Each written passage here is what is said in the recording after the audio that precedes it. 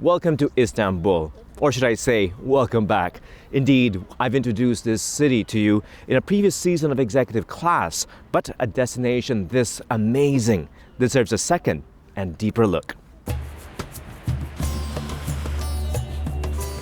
In this episode, I'll try to see the former Ottoman capital in a different light, with some insider tips on the best places to view one of the world's most beautiful cities, shop for traditional crafts and delicacies, and experience a side of Istanbul once reserved exclusively for the sultans and their families. So join me in Istanbul for a second time. I'm David Celdran, and this is Executive Class.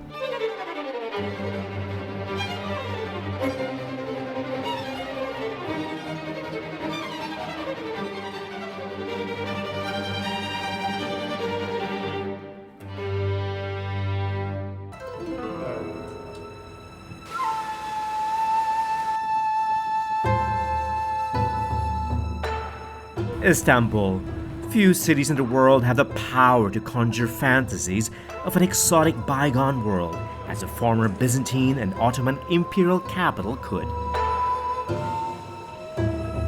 For more than 1,000 years, Constantinople, later renamed Istanbul in modern Turkey, was considered the center of the world, the nexus of East and West, the capital of two of history's most powerful and wealthiest empires. And though its fortunes have shifted in the past century, the lure of this city on the shores of the Bosporus remains as compelling as ever. So much so that one, or two, even several visits will never be enough to fully appreciate what was once called the city of the world's desire. And that's why it's impossible to ever get tired of the city, though I suggest trying out a different itinerary each time you return.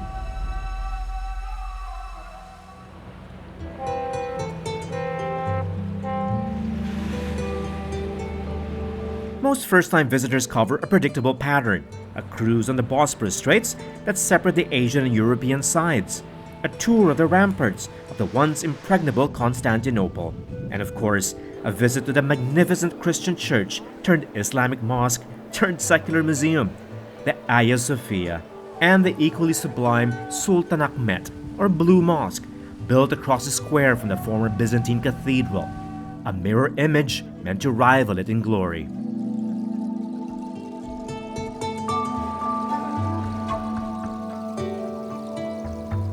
But if you've already done that, as most first-time travelers would have, it's time to be awestruck once again with a visit to another mosque built for the most celebrated of Ottoman sultans.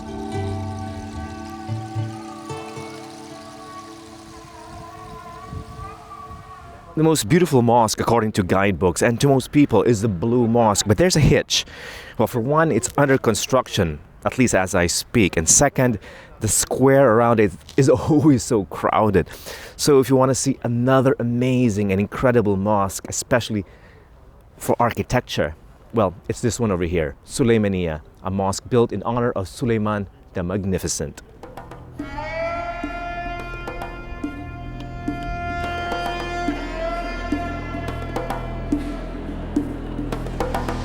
In a city where grand mosques are common, Suleimania stands out for a number of reasons. Built on one of the 7 hills of Istanbul, the mosque is one of the highest and largest in the city. So huge, its domes and minarets are visible across the Bosporus. Wow, this is a really magnificent view of the Golden Horn.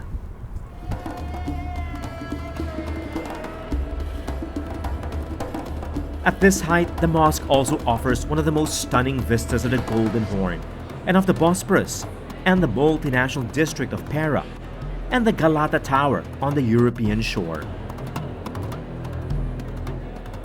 The great thing about this place is it's more than just a mosque. It's a sprawling complex which includes, of course, a mosque. It has a library, it has barracks for soldiers, even a hammam. But for me, one of the most significant parts of this complex would be Suleiman the Magnificent's tomb, which you see behind me.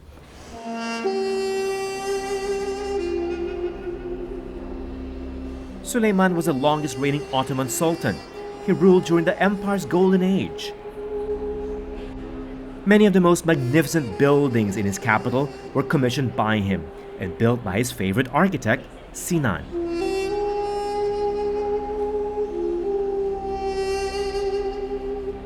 Suleimania with its grand dome and majestic courtyard is Sinan's greatest achievement and one of the most perfectly designed holy structures in the world, for which Suleiman the Magnificent meant it to be, a symbol of Islam's and his Ottoman dynasty's ascendancy in the 16th century.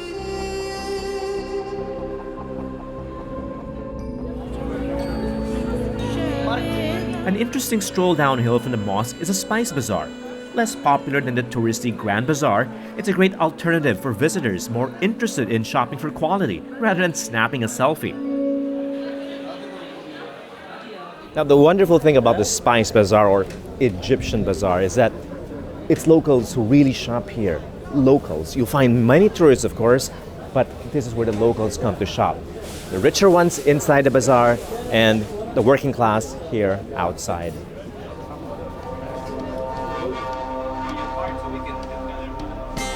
It's much busier along the fringes of the bazaar, but it's a fantastic place to try what locals buy. Chil peyniri. Peyniri, huh? Yes. So it's like a pulled Yes. pulled cheese, sheep's cheese, right? Yes. Ah.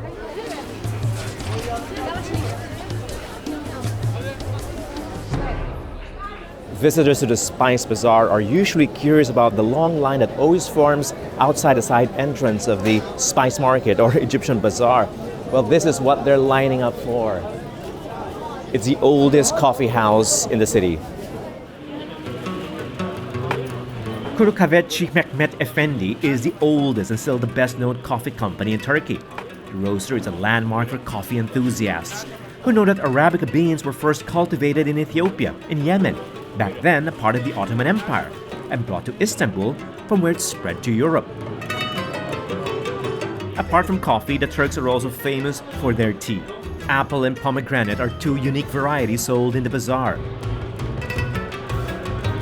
Prices and products tend to be similar from store to store, but pick one with a friendly English-speaking staff, just to be sure. All right. Which one? I just like this one. Onion rose. Yes.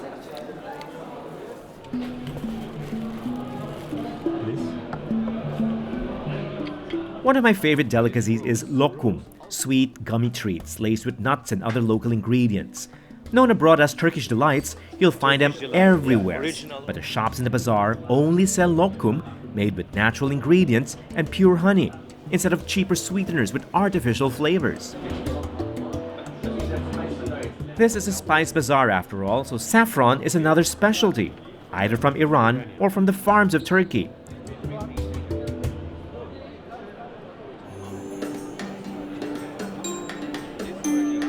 Mustafa, my local guide, would rather shop in his neighborhood market. But unless you have a good command of the Turkish language, he recommends sticking to the spice bazaar instead.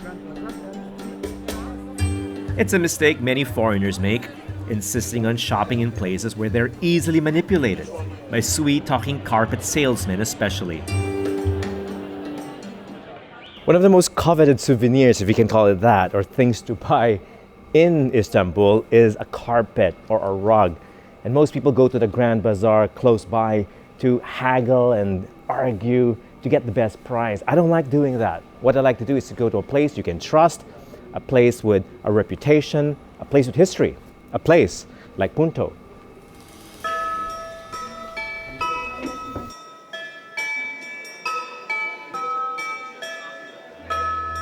As a rule of thumb, the longer a carpet merchant has been in business, the more trustworthy.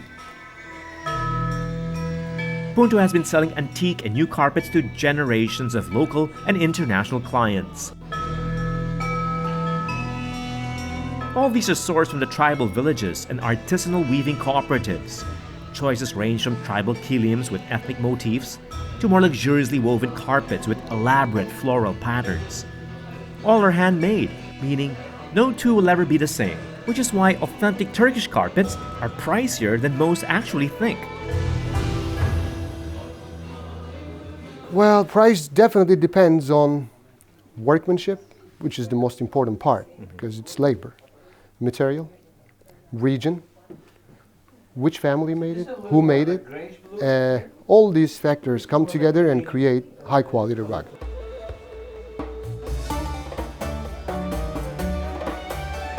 Whether it's Turkish carpets or delicacies, insiders always recommend an establishment that has been patronized by locals for generations. A confectionery like Karakoy Gololu.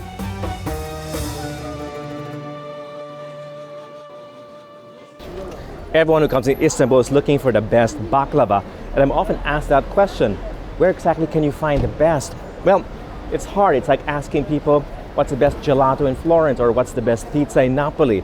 But this I can say, if you want some really good baklava, you gotta try this place.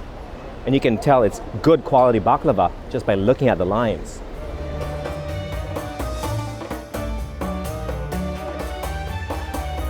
Karakoy Gololu, a short walk from the Karakoy port on the European side of the Bosphorus, has been baking baklava since 1820.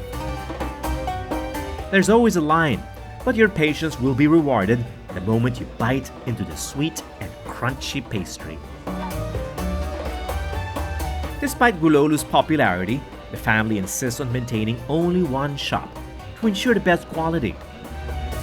So don't confuse it with a chain of stores with a similar name operated by their relatives. This, after all, is the original, all handmade and baked in a stone oven the same morning, using a recipe that hasn't changed much in over a century. For the bestseller, only pistachios from Gaziantep, known as the best, which are sprinkled between 44 layers of filo pastry and soaked in a sherbet of sugary water and natural citric acid.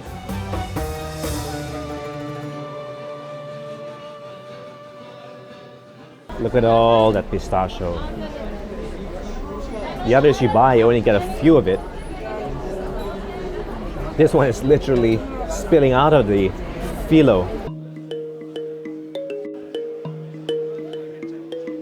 The shop in Karakoy is at the foot of the Pera district, or Beyoğlu, once known for its large and mixed foreign population, as well as the Galata Tower, one of Istanbul's most recognizable icons.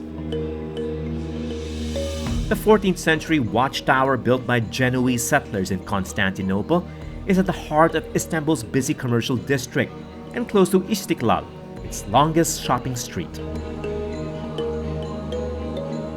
It's the best place to observe locals enjoying the traditional evening stroll, a leisurely walk that includes a snack under the gaze of Galata Tower, just as foreigners once did over a century before.